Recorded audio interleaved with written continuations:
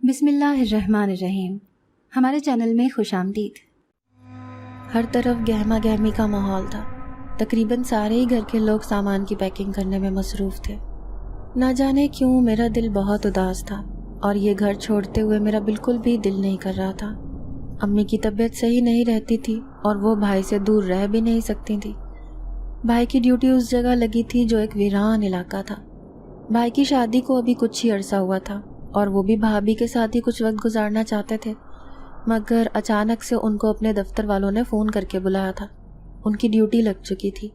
بھائی شادی کے لیے چھٹیوں پر آئے تھے، مگر اچانک سے ملک کے حالات بدلے، جس وجہ سے بھائی کو پھر سے ڈیوٹی پر جانا پڑ رہا تھا۔ بھائی کو سیٹرڈے اور سنڈے پر چھٹی ملتی تھی، مگر وہ شہر سے اتنا دور تھے کہ ان کا ایک دن تو راستے میں ہی گزر جاتا تھا۔ بھائی کی شادی کو ابھی تھوڑا ہی وقت گزرا تھا، تقریباً 15 دن۔ وہ بھابھی کے ساتھ رہتے تھے اور ان کو اوپر سے بلاوا آ گیا تھا کہ جلدی سے جوائن کرو۔ امی ان کا اترا ہوا چہرہ دیکھ کر بہت زیادہ پریشان ہو گئی تھیں۔ بھائی اگر جاب نہ کرتے تو ہمارا گھر چلنا بھی بہت مشکل ہو جاتا، کیونکہ ابو ایک جگہ فیکٹری میں ملازم تھے۔ ابو کے فوت ہونے کے بعد ان کی تنخواہ بھی آنا بند ہو گئی تھی۔ بھائی نے ہر جگہ اپلائی کیا تھا، مگر بھائی کو کہیں بھی نوکری نہیں مل رہی تھی، جس وجہ سے بھائی نے پولیس ڈپارٹمنٹ جوائن کیا تھا، اور وہ بھی شہر سے اتنا دور۔ بھائی کو آسانی سے نوکری تو مل گئی تھی، مگر گھر سے بہت دور رہتے تھے۔ امی کی عمر اب ڈھلتی جا رہی تھی۔ وہ میرے فرض سے بھی جلد سبکدوش ہونا چاہتی تھی، مگر یہ سب اتنا آسان نہیں تھا جتنا نظر آ رہا تھا، کیونکہ شادی بیاہ کے معاملات میں پیسوں کی ضرورت ہوتی ہے، اور لڑکی کے لیے تو اچھا خاصا جہیز ہونا لازمی ہوتا ہے۔ اسی وجہ سے اس کا رشتہ کہیں اچھی جگہ ہو پاتا ہے۔ بھائی کی شادی ہم نے پھپھو کی بیٹی سے کرتی تھی، مگر اب مسئلہ میری شادی کا تھا۔ اس لیے بھائی کی تنخواہ سے سیونگ کر کے امی میرے لیے کچھ گہنے وغیرہ بنانا چاہتی تھیں۔ گھر کا سارا بوجھ بھائی کے اوپر تھا۔ بھابھی بہت اچھی تھی، وہ ہم سب کا بہت خیال رکھتی تھی، مگر بھائی کے جانے کا سن کر وہ بہت زیادہ الجھ کر رہ گئی تھی، اور ان کی چڑچڑی طبیعت امی کو گوارا نہیں تھی۔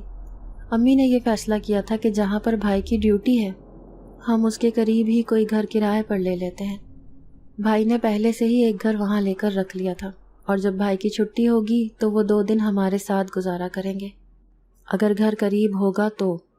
اس لیے ہم نے سوچا تھا کہ اس گھر کو تالا لگا کر ہم نئے گھر میں شفٹ ہو جاتے ہیں، جہاں بھائی آسانی سے آتے جاتے رہے، اور امی بھی یہی چاہتی تھی کہ بھائی کا چہرہ دیکھنے کو ملے۔ میں اپنا ضروری سامان بیگ میں ڈال رہی تھی۔ تقریباً سبھی اپنا اپنا سامان پیک کر رہے تھے۔ امی نے اپنے جوڑے ایک تھیلے میں رکھے تھے اور میں اپنی کتابیں وغیرہ بھی سمیٹ رہی تھی، اور ابو کی تصویر جو فریم میں میرے ٹیبل کے پاس پڑی ہوتی تھی وہ بھی میں نے اپنے بیگ میں ڈال دی۔ بھائی کو کل صبح ہی روانہ ہونا تھا، جس وجہ سے بھائی اپنی تیاریوں میں مصروف تھے۔ بھائی نے اپنے دفتر کے قریب ایک گھر کرائے پر لیا تھا، جس میں ہم سب نے شفٹ ہونا تھا۔ میں بہت زیادہ دکھی تھی، کیونکہ میں بچپن سے ہی اسی گھر میں پلی بڑھی تھی، اسی لیے یہ گھر چھوڑتے ہوئے میرا بالکل بھی دل نہیں کر رہا تھا۔ چاروں طرف در و دیوار کو دیکھ رہی تھی، میری آنکھوں سے آنسو روا ہو جاتے تھے۔ نہ جانے کیوں میرے دل میں ایک عجیب سی اداسی چھائی ہوئی تھی، جیسے یہ گھر چھوڑنے کے بعد میری زندگی اجڑ جائے گی، اور یہ جو چھوٹی موٹی خوشیاں ہیں یہ بھی مجھ سے چھن جائیں گی۔ مگر یہ سب تو آنے والا وقت ہی بتا سکتا تھا کہ ہماری زندگی کہاں سے کہاں پہنچ جائے گی۔ میرا ابھی کہیں بھی رشتہ طے نہیں ہوا تھا۔ امی میرے لیے رشتہ تلاش کر رہی تھی۔ رشتے والی خالہ کو انہوں نے ہمارے نئے گھر کا پتہ دے دیا تھا۔ کل صبح ہی ہمیں یہاں سے نکلنا تھا۔ یہ رات ہماری اس گھر میں آخری رات تھی۔ سامان وغیرہ سب کچھ پیک ہو چکا تھا۔ ہم سب بہت زیادہ تھک چکے تھے، مگر کیونکہ میری اس گھر میں آخری رات تھی اسی لیے مجھے بالکل بھی نیند نہیں آ رہی تھی۔ میرے سامنے میرے بچپن کے دن آ رہے تھے۔ پیڑ کے نیچے کیسے میں اور بھائی کھیلا کرتے تھے۔ ابو کتنی جلدی ہمیں چھوڑ کر چلے گئے۔ وقت کا پتہ ہی نہ چلا کب ہم جوان ہو گئے اور امی کے بالوں میں چاندی اتر آئی۔ ابھی تو جیسے بھائی کی شادی کی تھکن ہی نہیں اتری تھی، اور امی نے اتنی جلدی اس گھر کو چھوڑنے کا فیصلہ بھی کر لیا تھا۔ وہ بھی قسمت کے ہاتھوں مجبور تھیں۔ وہ بھائی کی خوشیاں دیکھنا چاہتی تھیں، بھائی بھابھی کو ایک ساتھ دیکھنا چاہتی تھیں، جس وجہ سے انہوں نے اپنے دل پر پتھر رکھ کر یہ گھر چھوڑنے کا فیصلہ کیا تھا۔ میرے آنسو مسلسل اس دکھ سے بہے جا رہے تھے کہ نہ جانے پھر کب میری اس گھر میں واپسی ہوگی، یا میری اسی گھر سے شادی ہو جائے گی۔ और फिर मैं इस घर में नहीं आ सकूंगी। मैं इस घर की हर चीज़ को बड़ी हसरत से देख रही थी और चूम रही थी। मेरा सारा बचपन मेरी आंखों के सामने जैसे एक कश्ती की मानंद तैर रहा था। मुझे मैं और मेरा भाई सहन में खेलते हुए नजर आ रहे थे और तभी मुझे किसी के ज़ोर ज़ोर से रोने की आवाज़ आने लगी। मुझे बहुत ज़्यादा हैरत हुई कि रात के इस वक्त इतना ज़ोर ज़ोर से कौन रो रहा है। मुझे खौफ सा महसूस होने लगा। मैं जल्दी से हॉल में आई। हॉल में सीढ़ियाँ बनी हुई थी जो छत की तरफ जाती थी। मुझे वहाँ किसी की आहट महसूस हुई। मैं बहुत हैरान हुई कि अम्मी तो दवाइयाँ खाकर सवेरे ही सो जाती हैं और भाई भाभी भी अपने कमरे में होंगे, तो इस वक्त छत पर कौन हो सकता है। खौफ से मेरा बुरा हाल होने लगा। मैं जल्दी जल्दी अपने कमरे में आ गई और चादर पहनकर सोने की कोशिश करने लगी। जैसे ही मेरी आंख लगी तो मैं एक घने जंगल में थी जहाँ चारों तरफ घना जंगल था। पानी की नहरें बह रही थीं। मैं दुल्हन के लिबास में मलबूस थी। मेरे हाथों में मेहंदी लगी हुई थी। मैंने सुर्ख रंग का लहंगा पहना हुआ था और फुल मेकअप किया हुआ था, मगर मैं अकेली खड़ी थी। मेरे आसपास चील और कौवे मंडला रहे थे। वो आसमान में तेज तेज उड़ रहे थे। मुझे उन्हें देखकर बहुत ज़्यादा खौफ महसूस हो रहा था। मैं इधर उधर भाग रही थी, मगर मुझे कोई भी इंसानी वजूद दिखाई नहीं दे रहा था। मैं ज़ोर ज़ोर से चीख चिल्ला कर पुकार रही थी कि कोई है, कोई है, मगर कोई भी मेरी आवाज़ नहीं सुन पा रहा था। घबराहट के मारे मेरा हलक खुश्क हो रहा था और अब मेरे हलक में कांटे चुभने लगे थे। मैं बिल्कुल अकेली तन्हा खड़ी थी। मेरे साथ कोई भी नहीं था। मैं बहुत ज़्यादा चीख रही थी कि अचानक से अपनी ही ज़ोरदार चीख से मेरी आंख खुल गई। मैं उठकर बैठ गई। सुबह के 7 बज रहे थे। ये सारी रात मेरी डरते कांपते हुए गुजरी थी। न जाने ये कैसा खौफ था जो इस घर को छोड़ने के साथ ही मुझ पर हावी हुआ था। कुछ ही देर के बाद अम्मी की आवाज़ आने लगी, उठ जाओ सहर, तैयारी करनी है, हमें निकलना है। मैं उठकर मुंह हाथ धोकर अम्मी के पास किचन में चली गई जो खाना बना रही थी। मैंने उनका हाथ बटाना चाहा, मगर रात वाली बेचैनी से मेरे हाथ बिल्कुल भी काम नहीं कर रहे थे। मैं खुद को बहुत थकन का शिकार महसूस कर रही थी। मुझसे कोई भी काम ठीक से नहीं हो पा रहा था। कभी मेरे हाथ से कोई बर्तन गिर जाता तो कभी उंगली कट जाती और मैं अपनी इस हालत पर बहुत परेशान थी। रात को मुझे किसी के रोने की आवाज़ आई थी। अचानक बैठे हुए मेरा ध्यान उस तरफ चला गया और मेरी नज़रें खुद ब खुद सीढ़ियों की तरफ चली गई। मैं सीढ़ियों को बहुत गौर से देखने लगी।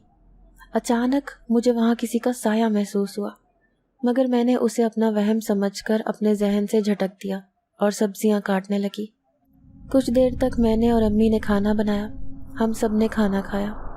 भाभी बिल्कुल तैयार थीं और बहुत खुश नज़र आ रही थीं, मगर भाई बहुत उलझे हुए लग रहे थे। मैं बहुत ज़्यादा उदास थी। मेरा कोई भी ध्यान उनकी तरफ नहीं था। वो कोई भी मुझसे बात करती तो मैं बस हूँ हाँ में जवाब देती। ये बात उनको बहुत खटक रही थी कि उनकी वजह से हमें अपना घर छोड़ना पड़ रहा है। इस वजह से शायद मैं उनसे नाराज़ हूँ, मगर उनको मेरी कोई ख़ास परवाह नहीं थी, क्योंकि कई साल पहले जब मैं छोटी थी और 8वीं जमात में पढ़ रही थी तो फुफ्फो ने मेरा हाथ अपने बेटे सुबहान के लिए मांगा था, मगर मेरे अब्बू ने मना कर दिया था कि मैं अपनी बेटी का रिश्ता इस घर में नहीं दूंगा, क्योंकि उनके घर के हालात उस वक्त बहुत ख़राब चल रहे थे। फुफ्फो का शौहर नशई था और अब्बू को ये बात हरगिज़ मंजूर नहीं थी कि उनकी बेटी का ससुराल इस तरह का हो और वो इस तरह के माहौल में जाकर रहे जहाँ सिर्फ मुश्किलात का ही सामना करना पड़े। भाई और भाभी की तो खैर लव मैरिज थी तो उनकी शादी हो गई, मगर सुबहान मुझे एक आंख नहीं भाता था और भाभी को ये बात बहुत बुरी लगती थी कि मेरा रिश्ता उनके भाई के साथ नहीं हो सका। इस वजह से उनकी मुझसे कुछ ख़ास नहीं बनती थी और अब तो अम्मी मेरे लिए रिश्ते तलाश कर रही थी और अम्मी को मेरे लिए किसी ऐसे रिश्ते की तलाश थी जो अच्छे खाते पीते घराने के लोग हों, ताकि उनकी इकलौती बेटी खुश रह सके। मगर मेरी किस्मत में शायद जो लिखा था उससे मेरी माँ अब तक अनजान थी और उसको मेरी माँ की दुआएं भी ना मिटा सकी थी। हम सब ने सामान उठाया और गाड़ी में बैठ गए। गाड़ी रवाना हुई। दूसरी गाड़ी में भाई ने सामान रखवाया और उसको पहले ही रवाना कर दिया।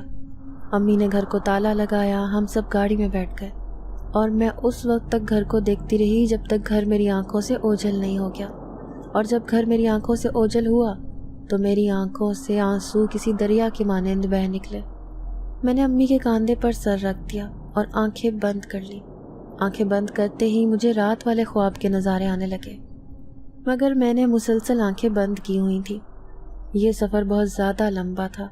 سفر کرتے کرتے ہمیں سارا دن گزر چکا تھا۔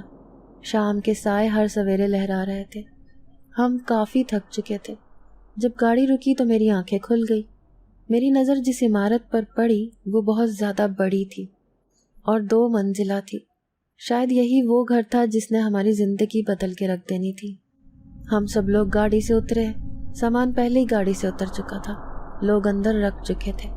ہم سب بھی اندر آ گئے۔ گھر زیادہ پرانا نہیں تھا مگر کافی عرصے سے بند تھا۔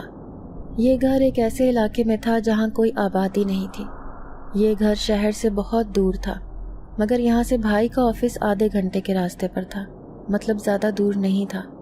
ہم سب سامان سمیٹنے لگے تو بھائی اپنا ڈریس وغیرہ پہن کر تیار ہونے لگے۔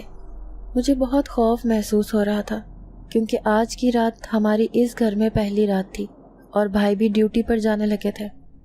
میں امی کے ساتھ سامان رکھوانے میں مشغول ہو گئی کیونکہ ہمیں یہاں کافی عرصہ رہنا تھا، اسی لیے ہم اپنا بہت سارا سامان اپنے ساتھ ہی لے آئے تھے جو ہمارے استعمال کا تھا۔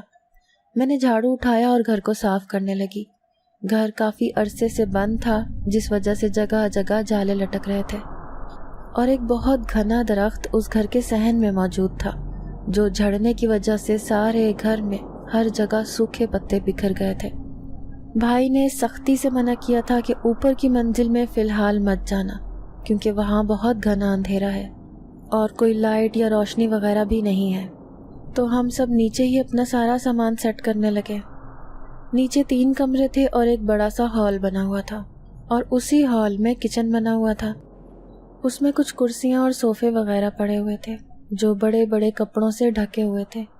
امی نے ایک کمرہ کھولا اور اپنا سامان وہاں منتقل کرنے لگی۔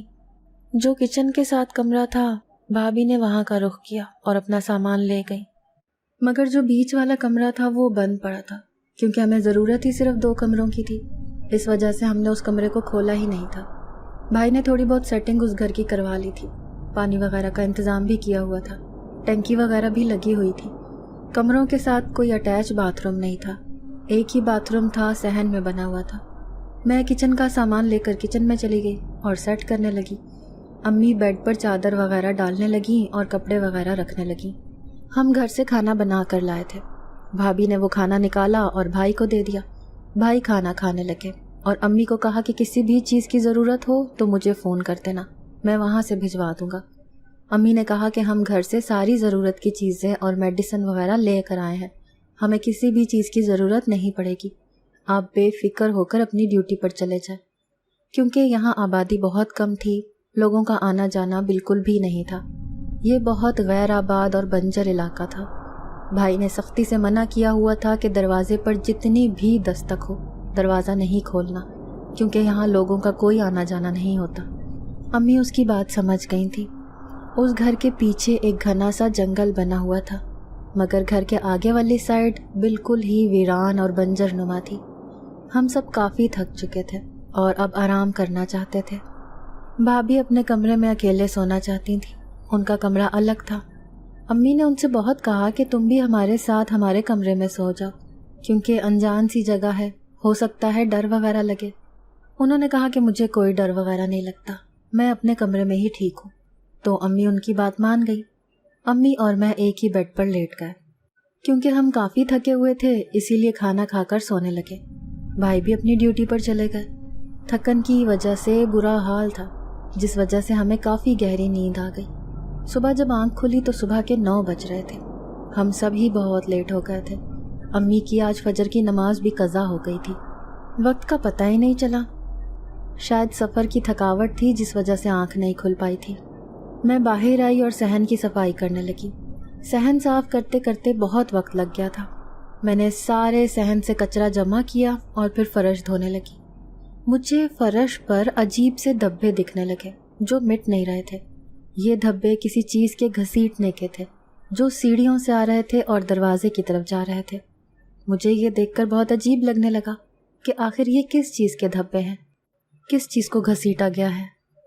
मैं पानी बहाते उन धब्बों को मसलने लगी, मगर वो उतरने का नाम ही नहीं ले रहे थे। मैं बहुत थक गई थी क्योंकि सुबह से उठकर मैं काम में लगी हुई थी। अम्मी नाश्ता बना चुकी थी, मगर भाभी अभी तक सो रही थी। 10:30 बज रहे थे। मैं थक हार कर मुंह धोकर आकर नाश्ते के लिए बैठ गई। अम्मी ने नाश्ता दिया तो मैं नाश्ता करते हुए भी मुसलसल उन धब्बों की तरफ ही देख रही थी कि अचानक से उनमें से एक रंग उभरने लगा। वो रंग सुर्ख था। मैं बहुत हैरत ज़दा हो गई और फौरन नाश्ता छोड़कर उनके करीब चली गई। वो धब्बे अब उभर चुके थे। वो बिल्कुल खून की मानंद लग रहे थे। मैंने फिर से पानी बहाना शुरू किया तो जैसे वहाँ से खून निकलना शुरू हो गया। कुछ देर पानी पड़ते रहने से अब वो नमी की हालत में आ गए थे और अब वो तमाम धब्बे धुलने लगे थे। मेरा शक सही था, वो खून के धब्बे थे जो अब धुलने लगे थे। मैंने अम्मी से इस बात का जिक्र नहीं किया कि कहीं उनको कोई परेशानी ना हो जाए। मैंने फ़ौरन ही वो सारा फर्श, सीढ़ियाँ साफ़ की। अम्मी ने ऊपर जाने से मना किया था, इसीलिए मैं ऊपर नहीं गई, बल्कि सीढ़ियों से ऊपर तक देखती रही। ऊपर भी पूरा घर बना हुआ था, मगर इस नीचे वाले हिस्से को साफ़ करना इतना मुश्किल लग रहा था तो ऊपर तो और ज़्यादा मुश्किल होती। वो हिस्सा हमारे काम का नहीं था, इस वजह से मैंने वहाँ जाना ज़रूरी नहीं समझा। 11 बजे जब भाभी उठी तो अम्मी ने उनको नाश्ता दिया। मैं अम्मी को कई बार समझा चुकी थी कि अम्मी, आप अब भाभी को नाश्ता ना बना कर दिया करें, उन्हें भी कोई आदत होनी चाहिए घर के कामकाज करने की। मगर अम्मी हर बार मुझे डांट कर चुप करवा देती कि अभी उसकी शादी को वक्त ही कितना हुआ है, आहिस्ता आहिस्ता सीख जाएगी घर के काम भी, तुम फिक्र मत किया करो। मगर भाभी के तो अम्मी के साथ मिजाज ही नहीं मिलते थे। वो हमेशा हमसे दूर और अलग रहना पसंद करती थी। भाभी ने नाश्ता किया और फिर शावर लेने चली गई। मैं भाभी के कमरे में चली गई कि उनका कमरा देख सकूं। भाभी ने अपना कमरा बहुत अच्छे से सेट किया हुआ था। भाभी और भाई की शादी की तस्वीर उनके बेड के ऊपर लगा दी थी। कमरे में एक अलमारी रखी थी, बेड था, एक सोफ़ा रखा हुआ था और बेड के दोनों साइड टेबल थे। नीचे कारपेट बिछाया हुआ था। मैंने भाई की एक एक किताब उठाई और सोचा कि कुछ देर उसे पढ़ लेती हूँ। फिर अचानक अम्मी ने आवाज़ दी तो मैंने वो किताब रख दी और बाहर आ गई। अम्मी के साथ काम करवाने लगी। अम्मी ने मुझे सब्ज़ी काटने का कहा। मैं सब्जियां लेकर टंकी में धोने चली गई। जब मैं किचन में बनी टंकी पर सब्जियां धो रही थी तो मुझे किसी के रोने की आवाज़ आई। मैंने बाहर देखा तो बाहर कोई भी मौजूद नहीं था और अम्मी कुरान पाक की तिलावत कर रही थी, जबकि भाभी अभी तक वॉशरूम से बाहर नहीं आई थी। मुझे बहुत हैरत हुई। मैंने वो सब्जियां वहीं छोड़ी और इधर उधर देखने लगी, मगर कोई भी मौजूद नहीं था। ये आवाज़ यकीनन किसी लड़की की थी। भाई तो ड्यूटी पर जा चुके थे, भाभी भी सो रही थी। फिर ये कौन हो सकता था जो मुसलसल रोए जा रहा था? मैं सब्जियां लेकर बाहर सहन में निकल आई और एक कुर्सी पर बैठकर उन्हें काट रही थी। न जाने क्यों मुसलसल मेरी निगाह सीढ़ियों की तरफ उठ रही थी। मैं खुद को जितना भी रोक रही थी मगर रुक नहीं पा रही थी। न जाने एक अजीब सी कशिश मुझे सीढ़ियों की जानिब खींच रही थी। मेरा दिल कर रहा था कि मैं ऊपर जाकर देखूं कि ऊपर क्या मंजर है, मगर भाई के मना करने की वजह से अम्मी ने मुझे रोक दिया था। मगर मैंने भी ये फैसला कर लिया था कि जैसे ही अम्मी दोपहर की नमाज अदा करके सोने लगेंगी तो मैं ऊपर का एक चक्कर ज़रूर लगा कर आऊँगी। न जाने क्यों मुझे एक अजीब सा लगाव ऊपर की मंजिल से महसूस हो रहा था। मैंने जैसा सोचा था वैसा बिल्कुल भी नहीं था। ये घर बहुत अच्छा था और इस घर में एक अजीब सी वीरानी थी, एक अजीब सी खामोशी थी। मैं सब्जियां काट कर किचन में ले गई और खाना बनाने लगी, जब तक भाभी भी बाहर आ चुकी थी। वो भी मेरे पास आई और मुझे बोला कि अगर किसी काम की ज़रूरत हो तो मुझे बता देना, मैं अपने कमरे में मौजूद हूँ। जब भाभी अपने कमरे में गईं तो मुझे एक ज़ोरदार चीख सुनाई थी। मैं सारा कुछ वहीं छोड़कर भागती हुई उनके पास गई तो वो ड्रेसिंग टेबल पर बैठी थी। मैंने उनसे पूछा, भाभी क्या बात है, खैरियत तो है? तो उन्होंने हंसकर मुझे देखा और कहा, क्यों, क्या हो सकता है, तुम क्यों पूछ रही हो? मैंने कहा, भाभी मुझे अभी आपकी चीख की आवाज़ सुनाई दी थी। तो वो हैरत से मुझे देखने लगी। तुम्हारी तबीयत तो ठीक है सहर, क्या बोल रही हो? मैं शर्मिंदा सी होकर वापस आ गई और इसको अपना वहम समझा और फिर खाना बनाने में मसरूफ़ हो गई। आज हमारा इस घर में पहला दिन था तो बहुत ज़्यादा मसरूफियत थी। कुछ ही देर बाद दरवाजे पर दस्तक हुई। अम्मी ने पूछकर दरवाज़ा खोला तो बाहर कुछ लोग फ्रिज लेकर आए थे जो घर में रखवा रहे थे। उन्होंने कहा कि भाई ने भिजवाया है। वो सेट करके रखा और साथ ही 1 हफ्ते की सब्जियां भी लेकर आए थे। जो उस फ्रिज में रखी ताकि एक हफ्ता आराम से निकल जाए। मगर उसमें एक अजीब बात ये थी कि उन 2 मजदूरों के साथ एक लड़का था जिसके बाल गोल्डन कलर के थे और आंखें भी भूरी थीं। वो मुझे मुसलसल देख रहा था और मुझे देखता देखता ही बाहर गया था। उसका यूं मुझे देखना बहुत अजीब सा लगा। न जाने वो कौन था, मैं उसे जानती भी नहीं थी और वो मुझे इस तरह से क्यों देख रहा था। मैं पहले ही घर के मामलात की वजह से बहुत डिस्टर्ब थी। दोपहर का वक्त था। जब सब लोग सो चुके, मुझे इत्मीनान हो गया कि अम्मी अब सो चुकी हैं, तो मैं भाभी के कमरे में झांकने लगी तो भाभी भी बिस्तर पर लेटी हुई थी और उनकी आंखें भी बंद थीं। वो यकीनन नींद की आगोश में चली गई थी। मैं बाहर निकल आई और सीढ़ियों को बहुत गौर से देखने लगी और सोचने लगी भाई ने आखिर ऊपर जाने से क्यों मना किया है। आखिर ऐसी क्या बात है कि हम ऊपर नहीं जा सकते।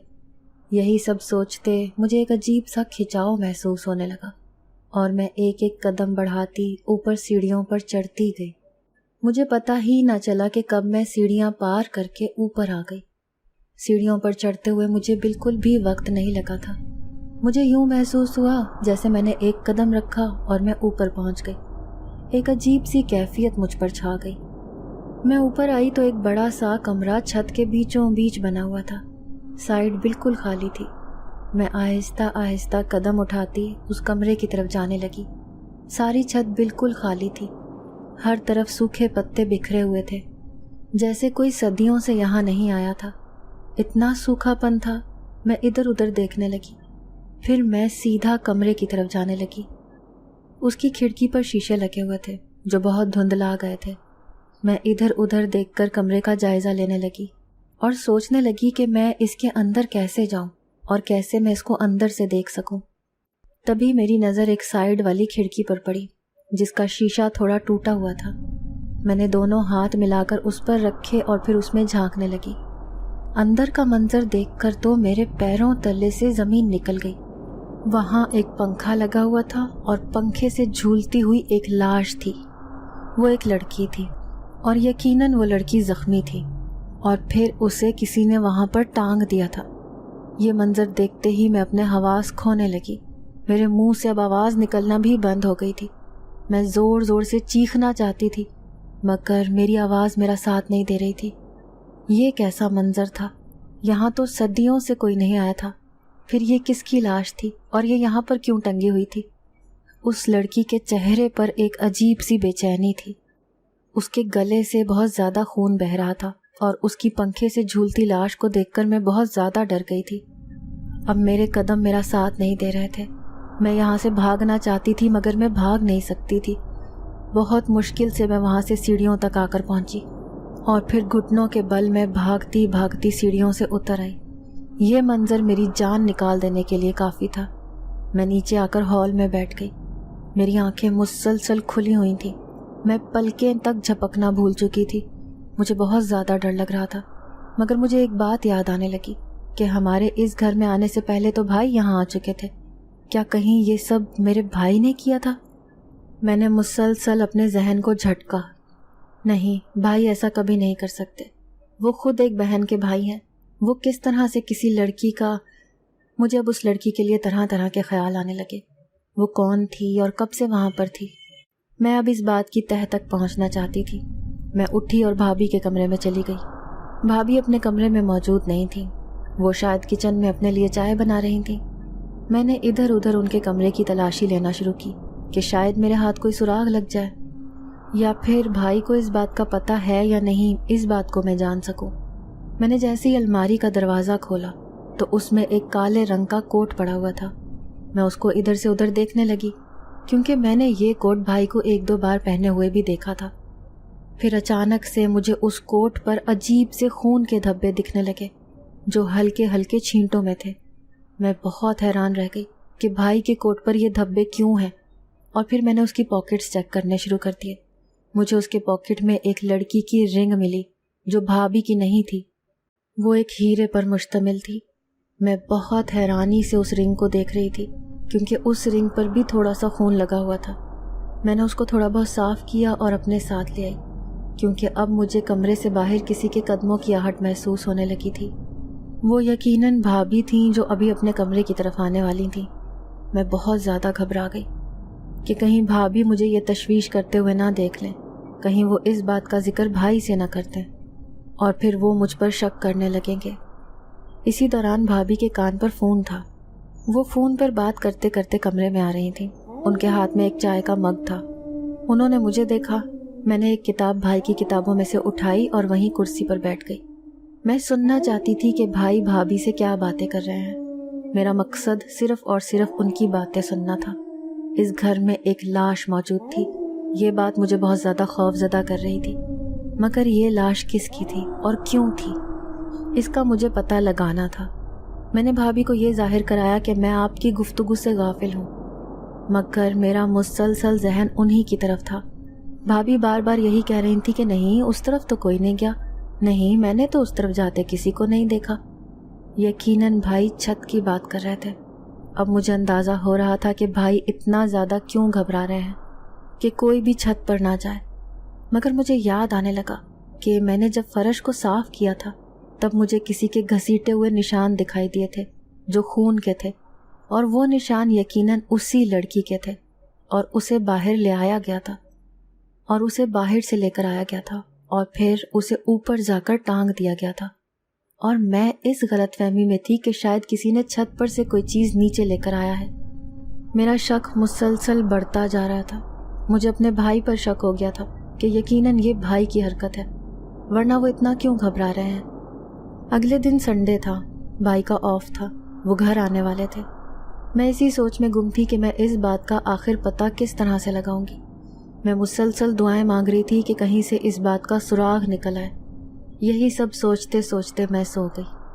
اگلی صبح میری آنکھ کھلی تو باہر بھائی اور بھابھی ہال میں بیٹھے ناشتہ کر رہے تھے۔ ان کی آواز پر میری آنکھ کھل چکی تھی۔ میں نے بغیر جوتے پہنے تیز تیز قدموں سے باہر آ گئی اور بھائی کو غور سے دیکھنے لگی۔ بھائی مجھے اس حالت میں دیکھ کر ہنسنے لگے اور کہا، سحر کیا بات ہے، آؤ بیٹھو۔ میں آئی اور ان کے سامنے ایک کرسی پر بیٹھ گئی اور مسلسل انہیں دیکھنے لگی۔ میرے بھائی تو بہت معصوم ہیں، دل ہی دل میں سوچنے لگی، بھائی کسی کا قتل کس طرح کر سکتے ہیں؟ مجھے اس بات پر یقین نہیں آ رہا تھا۔ میں سوچ رہی تھی کہ کیا کہیں بھائی کسی مصیبت میں تو نہیں ہے۔ مجھے اس طرح سے تشویش میں دیکھ کر، سوچوں میں مگن دیکھ کر بھائی ایک عجیب سی بے چینی کا شکار ہوئے۔ شاید بھائی کو مجھ پر شک ہو گیا تھا۔ امی میرے لیے ناشتہ لے آئیں۔ میں وہ ناشتہ اٹھا کر اپنے کمرے میں چلی گئی۔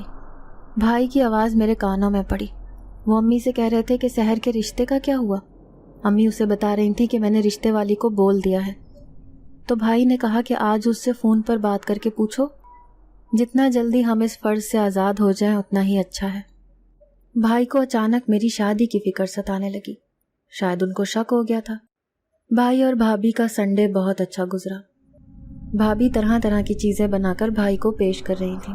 بھائی بہت خوش نظر آ رہے تھے، مگر جب بھی ان کی نظر مجھ پر پڑتی تو ان کے چہرے پر ایک عجیب سی خاموشی آ جاتی، اور اچانک کہیں انہیں میری شادی کا خیال آ جاتا اور وہ امی سے اسی بارے میں باتیں کرنے لگ جاتے۔ امی نے رشتے والی خالہ کو بول دیا تھا۔ خالہ نے ایک دو رشتے امی کو دکھائے بھی تھے، مگر امی کو آسانی سے کوئی بھی رشتہ پسند نہیں آ رہا تھا۔ امی چاہتی تھیں کہ کوئی ویل سیٹلڈ لڑکا ہو جس کے ساتھ میں سحر کی شادی کرواؤں۔ بھائی نے آج وہی کالے رنگ کا کوٹ پہنا تھا کہ اچانک بھابھی کی نظر ان دھبوں پر پڑی۔ بھابھی نے بہت حیرانگی سے ان سے پوچھا کہ یہ دھبے کیسے ہیں؟ تو وہ بوکھلا کر رہ گئے اور کچھ کہا نہیں۔ وہ میں جب گوشت والی دکان پر گیا تھا تب شاید یہ لگے ہوں گے، میرا دھیان نہیں گیا۔ وہ بہت گھبراہٹ کا شکار تھے۔ رات ہو چکی تھی، سب لوگ اپنے کمروں میں جا چکے تھے۔ بھائی مسلسل کسی کو فون ملا رہے تھے، پر شاید سامنے والا فون نہیں اٹھا رہا تھا۔ پھر اچانک بھائی کے چہرے کے تاثرات بدلنے لگے اور وہ فون پر بات کرنے لگا۔ ہاں یار، اب کیا کرنا ہے اس کا؟ میری فیملی تو گھر میں رہائش پذیر ہے، میں نہیں چاہتا کہ ان کے لیے کوئی مشکلات پیدا ہوں۔ تم جلد از جلد اس مصیبت کو میرے گلے سے اتارو، میں اب مزید انتظار نہیں کروں گا۔ بھائی اس سے بہت زیادہ غصہ ہو رہا تھا اور بھائی بات کرتے کرتے چھت کی طرف چلا گیا۔ میں یہ سارا منظر اپنے کمرے کی کھڑکی سے دیکھ رہی تھی۔ بھائی کے ہاتھ میں ایک کالے رنگ کی بڑی سی شاپر تھی اور وہ اس کو گھسیٹ کر نیچے لے کر آ رہے تھے اور پھر گیٹ سے اس کو باہر لے گئے۔ میرے پیروں تلے سے زمین نکل گئی۔ یقیناً اس میں وہی لڑکی تھی جو اس دن میں نے چھت پر دیکھی تھی، مگر چھت کی حالت ابھی بھی بگڑی ہوئی تھی۔ وہاں جگہ جگہ خون کے دھبے لگے ہوئے تھے۔ بھائی نے اس کو کار کی ڈگی میں ڈالا اور روانہ ہو گئے۔ کافی دیر ہو چکی تھی مگر بھائی کا کچھ اتا پتہ نہیں تھا۔ بھابھی بھی پریشانی کی حالت میں باہر آ گئی تھی اور مجھ سے پوچھنے لگی تھی۔ میں نے ان سے کہا کہ پتہ نہیں، بھائی کار پر کہیں چلے گئے ہیں۔ میری آنکھوں سے مسلسل آنسو جاری تھے کہ بھائی کس طرح کسی جرم میں ملوث ہو گئے ہیں۔ اچانک اگلی صبح ہی میرے لیے رشتے والی خالہ رشتہ لے آئی اور امی کو یہ رشتہ بہت ہی مناسب لگا۔ امی نے بات آگے بڑھانے کا کہا، مگر میرے دل میں کوئی بھی خوشی نہیں تھی۔ جو کچھ میں نے اس گھر میں آ کر دیکھا تھا، اس کے بعد میرا اب خوش رہنا بہت مشکل تھا۔ امی نے رشتے والی خالہ سے کہا کہ بات کو آگے بڑھاؤ اور ان کو ہماری طرف چائے پر لے آؤ۔ وہ مان گئیں۔ بھائی اب ڈیوٹی پر دوبارہ جا چکے تھے۔ اگلے دن میں پھر سے موقع دیکھ کر چھت پر چلی گئی۔ اس کمرے کا دروازہ اب کھلا ہوا تھا اور جگہ جگہ خون کے دھبے تھے۔ ایک ٹوٹی ہوئی کرسی پڑی ہوئی تھی اور بہت سی عجیب سی چیزیں پڑی ہوئی تھیں، جیسے کچھ رسیاں وغیرہ، جیسے کسی کو باندھا گیا ہو۔ لڑکے والے ہماری طرف چائے پر آئے۔ مجھے امی نے تیار ہونے کا بولا۔ میں ہلکا سا میک اپ کر کے تیار ہو گئی، مگر میرا دھیان مسلسل بھائی کی طرف تھا۔ بھائی بھی بہت کھوئے کھوئے تھے۔ ان کا بھی کسی چیز میں دل نہیں لگ رہا تھا۔ ایک ہفتہ گزر چکا تھا۔ بھائی مسلسل خاموش تھے۔ امی نے رشتہ پکا کروا دیا۔ لڑکے نے مجھے انگوٹھی پہنا دی اور جلد از جلد شادی کرنے کا بولا، کیونکہ وہ لڑکا بھی بھائی کی طرح پولیس ڈپارٹمنٹ میں ہی کام کرتا تھا۔ اس کی چھٹیوں کی درخواست دے دی گئی تھی۔ اسی دوران وہ چاہتے تھے کہ میری شادی اس کے ساتھ ہو جائے۔ میں ان کو بہت زیادہ پسند آ گئی تھی اور وہ جلد از جلد اب شادی کرنا چاہتے تھے۔ وہ زیادہ جھنجھٹ میں نہیں پڑنا چاہتے تھے، بس ایک سادہ سی مائیوں اور پھر نکاح، کیونکہ ولیمہ تو ان کے گھر پر ہی ہونا تھا۔ میرا شادی کی طرف کوئی بھی دھیان نہیں جا رہا تھا۔ اگلے دن میں پھر سے سیڑھیاں چڑھتی اوپر چلی گئی۔ ابھی میں کمرے کا دروازہ کھولنے والی تھی کہ پیچھے سے مجھے کسی کی بھاری آواز محسوس ہوئی۔ میں چونک کر پیچھے مڑی تو میرے پیچھے بھائی کھڑے ہوئے تھے اور وہ مجھ پر بہت زیادہ غصہ کرنے لگے۔ میں نے کتنی بار منع کیا کہ تم چھت پر نہیں آؤ گی، بلکہ کوئی بھی چھت پر نہیں آئے گا، تو تم یہاں پر کیا کر رہی ہو؟ میرے پاس ان کے کسی بھی سوال کا جواب نہیں تھا۔ میں خاموشی سے جلدی جلدی نیچے چلی گئی۔ بھائی کو ابھی یہ نہیں پتا تھا کہ میں وہ لڑکی یہاں پر دیکھ چکی ہوں اور وہ اس بات سے بالکل ہی انجان تھے، مگر بھائی کو مجھ پر پوری طرح شک ہو گیا تھا۔ وہ شک کی بنا پر مجھے کچھ کہہ بھی نہیں سکتے تھے اور نہ ہی مجھ سے کچھ پوچھ سکتے تھے۔ امی شادی کی تیاریوں میں مصروف ہو چکی تھیں۔ وہ مسلسل میرے لیے نئے نئے جوڑے ہاتھ کی کڑھائی پر بنا رہی تھیں اور بھابھی سے بھی مدد لے رہی تھیں۔ بھابھی بھی اس بات میں بڑھ چڑھ کر حصہ لے رہی تھیں۔ شاید وہ بھی چاہتی تھیں کہ اب میری شادی ہو جائے اور وہ اس گھر پر حکمرانی کریں۔ بھائی مسلسل مجھے گھورے جا رہے تھے۔ وہ کوئی بھی کام کرتے تو ان کی نظریں صرف مجھ پر ہوتی اور میں بھی چور نظروں سے صرف ان کو ہی دیکھتی رہتی، کیونکہ میں اس بات کا سراغ ابھی تک نہیں لگا پائی تھی کہ بھائی کا اس لڑکی کے ساتھ کیا تعلق ہے اور اس نے اس زخمی لڑکی کو یہاں کیوں قید کیا ہوا تھا۔ رات ہوئی، سب اپنے کمروں میں چلے گئے تو میں بہت دیر تک جاگتی رہی۔ مجھے جاگتا ہوا دیکھ کر بھائی بھی میرے کمرے میں آ گئے اور مجھ سے جاگنے کی وجہ پوچھی۔ میرے سر پر ہاتھ رکھا تو میری آنکھوں سے آنسو جاری ہو گئے۔ میں نے سوچا کہ بھائی کو بتا ہی دیتی ہوں کہ میں کیوں پریشان ہوں، مگر میں نے خود کو روک لیا، کیونکہ ابھی مجھے نہیں لگ رہا تھا کہ یہ صحیح وقت ہے اور میں صحیح وقت آنے کا انتظار کر رہی تھی۔ اب میں یہاں کچھ ہی دنوں کی مہمان تھی۔ بھائی کو بھی شاید مجھ پر پیار آ رہا تھا، پر پتہ نہیں کیوں بھائی مجھ سے بہت زیادہ خفا لگ رہے تھے۔ شاید ان کو یہ ڈر تھا کہ میں ان کا راز جان چکی ہوں۔ بھائی میرے کمرے سے اٹھ کر جانے لگے تو میں نے بھائی سے کہا، بھائی وہ لڑکی کون تھی؟ بھائی بہت چونک گئے اور میری طرف مڑ کر دیکھنے لگے۔ میں نے کہا، جی بھائی، میں اس لڑکی کی لاش دیکھ چکی ہوں۔ وہ کون تھی آپ مجھے بتائیں۔ میرے بھائی نے مجھے کہا کہ اس لڑکی سے میرا کوئی تعلق نہیں تھا، یہ گھر خالی تھا، میں نے کرائے پر لیا ہوا تھا۔ میرا ایک دوست خالد اس لڑکی کو پسند کرتا تھا اور اس کے پیار میں اپنے گھر سے بھگا کر یہاں تک آ گئی تھی، اور وہ اس کے پیار میں اپنے گھر سے بھاگ کر یہاں تک آئی تھی۔ ان دونوں نے شادی بھی کر لی تھی، مگر خالد کے گھر والے کسی صورت یہ بات ماننے کو تیار نہیں تھے کہ ایک بھاگی ہوئی لڑکی کو وہ اپنے گھر کی بہو بنائے، کیونکہ وہ لڑکی پہلے سے ہی کسی اور کے نام کی رنگ پہنے ہوئے تھی और 1 हफ्ते में उसकी शादी थी और वो अपनी शादी छोड़ कर भाग कर यहाँ आई थी। मेरे दोस्त और उस लड़की को बात करते हुए कोई 6 महीने गुजर चुके थे। उस लड़की ने अपने घर में किसी से भी खालिद का जिक्र नहीं किया था, मगर वो खालिद को बेइंतहा पसंद करती थी और खालिद से ही शादी करना चाहती थी। जब उसके भाई ने ज़बरदस्ती उसकी मंगनी किसी और से करवा दी और जल्द अज जल्द उसकी शादी करना चाहते थे, मगर लड़की उस लड़के को पसंद नहीं करती थी जिसके साथ उसकी मंगनी की गई थी, इसलिए वो अपने घर से बिना बताए निकल आई। खालिद को भी इस बात का पता नहीं था कि वो लड़की घर से निकल आई है, वरना वो कभी भी उसे भागकर शादी करने पर रजामंद ना होता। जब वो लड़की आ चुकी तो खालिद के घर वालों ने उसे कबूल करने से इनकार कर दिया। खालिद के पास और कोई भी रास्ता नहीं था। उसने मुझसे रिक्वेस्ट की कि मैं उन्हें ये घर दे दूं, ताकि जब तक वो लोग अपना बंदोबस्त नहीं कर लेते यहाँ पर ही रहते रहें, जबकि अम्मी भी ये कह चुकी थी कि वो इस घर में रहना चाहती हैं। वो लोग पहले से ही इस घर में मौजूद थे। मैं बहुत मजबूर हो गया था, लेकिन अचानक एक रात न जाने कैसे किस तरह उस लड़की का कत्ल हो गया। जब खालिद कुछ ज़रूरी सामान लेने बाहर गया हुआ था, वापस आया तो देखा कि उस लड़की को किसी ने बहुत बुरी तरह से कत्ल कर दिया था और घसीट कर उसे ऊपर ले जाया गया था और उसकी लाश को ऊपर टांग दिया गया था। यहाँ अम्मी ने भी मुझे कह दिया था कि हम वहाँ तुम्हारी ड्यूटी ज्वाइन करने से पहले पहुँच जाएंगे। मैंने अम्मी को मना किया हुआ था कि ऊपर वाली मंजिल पर कोई ना जाए। मुझे भी दफ्तर वालों ने कॉल करके बुला लिया था। मुझे वहाँ जाने से पहले आप लोगों को यहाँ शिफ्ट करना था। मैंने सोच लिया था कि ड्यूटी पर जाने से पहले उस लड़की की लाश को खालिद के हवाले करूँगा या फिर उसे मिलकर दफनाएंगे, लेकिन अभी तक इस बात का पता नहीं चल सका कि उस लड़की को किसने कत्ल किया था। ये सारी हकीकत सुनकर मैं बहुत हैरत ज़दा हुई। मुझे बहुत ज़्यादा खौफ आने लगा। कुछ ही दिन में मेरा माइयों का जोड़ा मेरे ससुराल से आया और मैं माइयों बैठ गई। फिर 3 दिन बाद मेरा निकाह हुआ। मैं बिस्तर पर बैठी अपने शौहर का इंतज़ार कर रही थी। वो मेरे कमरे में दाखिल हुआ। आज पहली बार मैंने उसे रूबरू देखा था। वो दिखने में बहुत ज़्यादा खूबसूरत था और नौजवान था और पुलिस डिपार्टमेंट में ही नौकरी करता था। वो मेरे पास आकर बैठा। वो बहुत मायूस था। जब मैंने उससे उसकी मायूसी की वजह पूछी तो उसने बताया कि तुमसे पहले मेरी शादी एक दूसरी लड़की से तय की गई थी, मगर उसने मेरी इज्जत को खाक में मिला दिया और किसी के साथ मुंह काला करके भाग गई। मुझे ये सुनकर बहुत अजीब सा लगा, क्योंकि भाई ने जिस लड़की की बात बताई थी वो बात इस बात से बहुत ज़्यादा मिलती जुलती थी, क्योंकि मेरे शौहर ने बताया कि उसकी शादी से 1 हफ्ता पहले उसकी मंगेतर घर से भाग गई थी और भाई ने भी बताया था कि वो लड़की अपनी शादी से 1 हफ्ता पहले खालिद के लिए घर से निकल आई थी। मुझे अब बहुत हैरत होने लगी और कई किस्म के सवालात मेरे जहन में गर्दिश करने लगे कि क्या उस लड़की का कत्ल मेरे शौहर ने किया होगा। वो रिंग अभी भी मेरे पास मौजूद थी।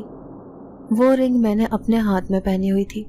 जब मेरे शौहर की नज़र उस रिंग पर पड़ी तो वो बहुत हैरत से उस रिंग को देखने लगा। उस रिंग को वो पहचान चुका था और उसे लगा शायद मेरे भाई ने उसकी मंगेतर को भगाया था। वो खालिद की जगह मेरे भाई पर शक करने लगा। उसने फ़ौरन ही मुझे तलाक दे दी। मैं रोती हुई घर आई और भाई को सारा माजरा सुनाया कि इस रिंग की वजह से मेरी तलाक हो चुकी है। भाई को बहुत अफसोस हुआ कि उसको खालिद के मामले में नहीं आना चाहिए था, क्योंकि मेरे शौहर ने यही समझा था कि उसकी साबका मंगेतर मेरे भाई के साथ भाग गई है, मगर ऐसा नहीं था। मेरा भाई तो बेकसूर था। उसने तो सिर्फ खालिद का साथ दिया था अच्छी नीयत के साथ, मगर क्या खबर थी कि वो इसमें फंस जाएगा। और उस लड़की का कत्ल भी शायद मेरे शौहर ने ही किया था। जब वो पहली बार हमारे घर आया था तो उसके चेहरे के तासुरात बहुत बिगड़ चुके थे। उसने निकाह के बाद ही मुझे तलाक दे दी, क्योंकि ये वही घर था जिसमें उसने उस लड़की का कत्ल किया था। तलाक के बाद मैं घर आकर बैठ गई थी। मेरे लिए ये बहुत ज़्यादा दुख की बात थी और मेरी अम्मी के लिए भी। अब मैं दिन रात रोती रहती थी। ना मुझे खाना अच्छा लगता था, ना पीना अच्छा लगता था। मेरा भाई मेरी ये हालत देखकर पल पल अजियत का शिकार होता था। उसे लगता था कि ये सारा कुछ उसी की वजह से हुआ है, मगर ऐसा नहीं था। वो तो बिल्कुल बेकसूर और मासूम था। शायद किस्मत को यही मंजूर था। तलाक का धब्बा मेरे किरदार पर लग चुका था। अब सारे ख़ानदान में मेरी बदनामी के चर्चे थे کہ نہ جانے کیا بات تھی کہ رخصتی سے پہلے ہی اس کو طلاق ہو چکی ہے۔ سسرال میں اس نے ایک دن بھی نہ گزارا کہ شوہر نے اس کو چلتا کیا۔ ان سب کے تانے سن سن کر میں تنگ آ چکی تھی، اور میری ماں کا تو برا حال تھا۔ ایک دن رو رو کر میں اپنے بستر پر لیٹ گئی اور سورہ جن کی تلاوت کرنے لگی کہ اچانک سے ایک بہت خوبصورت نوجوان جس نے سفید رنگ کا لباس پہنا ہوا تھا، اس کے چہرے پر ہلکی سی داڑھی تھی، لیکن اس کا قد بہت زیادہ لمبا تھا۔ وہ بہت زیادہ خوبصورت اور پرکشش تھا۔ اس کے چہرے سے نور ٹپک رہا تھا۔ وہ میرے ساتھ بیٹھا ہوا تھا۔ جب میں نے اس سے پوچھا کہ تم کون ہو، تو اس نے بتایا کہ میں ایک جن زاد ہوں اور میں تمہیں لینے آیا ہوں کیونکہ تم نے صبر کیا اور تم بالکل بے قصور ہو۔